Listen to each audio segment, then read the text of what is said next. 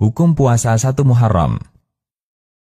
Dari Abu Hurairah radhiyallahu anhu, Nabi Shallallahu alaihi wasallam bersabda, yang artinya, sebaik-baik puasa setelah Ramadan adalah puasa di bulan Allah, bulan Muharram.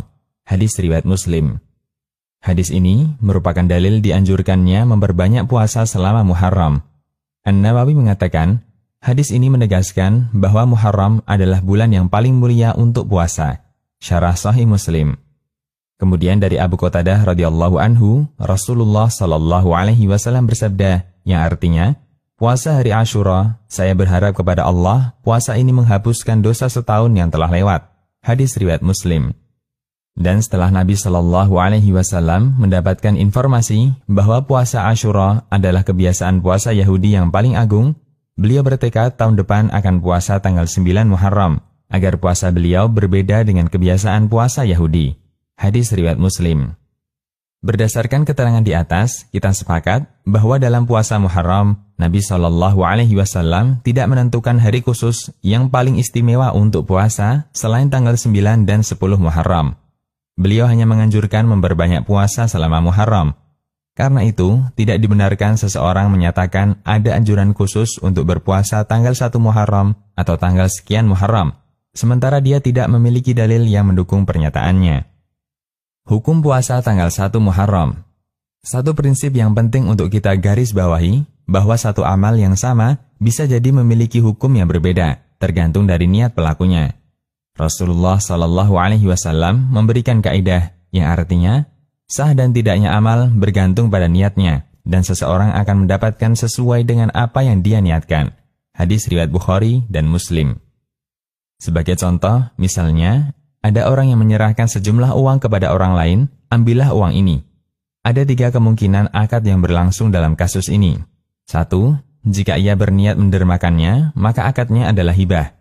2. Jika tidak niat berderma, maka akadnya adalah qard atau utang, yang wajib dikembalikan oleh penerima uang.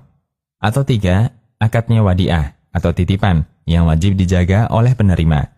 Bentuknya penyerahan uang, namun hukumnya berbeda karena perbedaan niat saat penyerahan uang itu.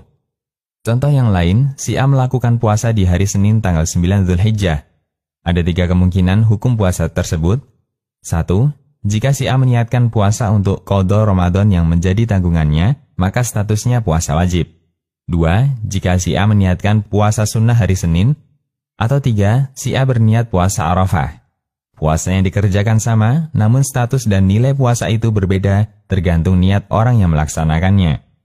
Orang yang melakukan puasa tanggal 1 Muharram ada 2 kemungkinan niat yang dia miliki. Pertama, dia berpuasa tanggal 1 Muharram karena motivasi hadis yang menganjurkan memperbanyak puasa di bulan Muharram. Ini termasuk puasa yang bagus sesuai sunnah Nabi Shallallahu alaihi wasallam sebagaimana penjelasan di atas. Kedua, dia berpuasa tanggal 1 Muharram karena tahun baru, atau mengawali tahun baru dengan puasa, atau karena keyakinan adanya fadilah khusus untuk puasa awal tahun, dan seterusnya. Dr. Muhammad Ali Farkus, salah satu ulama Aljazair, menegaskan, perlu diperhatikan bahwa selama bulan Muharram dianjurkan memperbanyak puasa. Tidak boleh mengkhususkan hari tertentu dengan puasa pada hari terakhir tutup tahun dalam rangka perpisahan dengan tahun Hijriah sebelumnya, atau puasa di hari pertama Muharram dalam rangka membuka tahun baru dengan puasa.